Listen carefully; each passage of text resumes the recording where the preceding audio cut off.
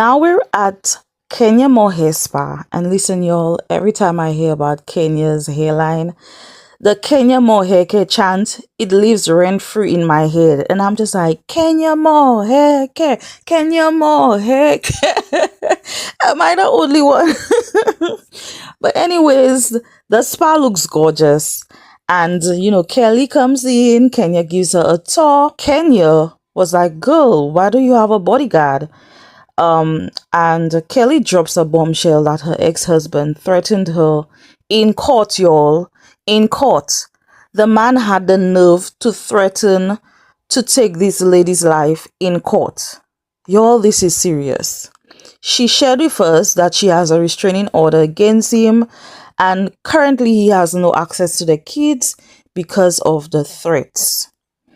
Now, I am an advocate for intimate partner violence, and I will make a disclaimer today that this is not a joke. I applaud Keli for doing everything that she could do to protect herself and her family. First of all, I applaud her for exiting that relationship. She did say that things had gotten physical between her husband, and I will tell you something. It's very difficult for a spouse to exit the relationship when there is abuse happening. So when that person leaves the relationship, and I don't want to discriminate, and I don't want to say it's only women being abused. No, men are being abused too. However, in this case, it's a woman being abused. And when a woman leaves the relationship, it takes a lot for her to leave. So I applaud Keli for putting herself and her children first.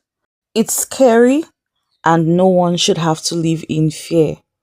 Now it turns out that the real reason her ex is fighting her isn't even about the kids. You would think that it would be about his children, but it's about her business. He wants to take it from her, and he wants to leave her with nothing. And Kenya being Kenya says, oh, so he's trying to color purple you? And Kelly's like, well, I'm waiting to exhale him.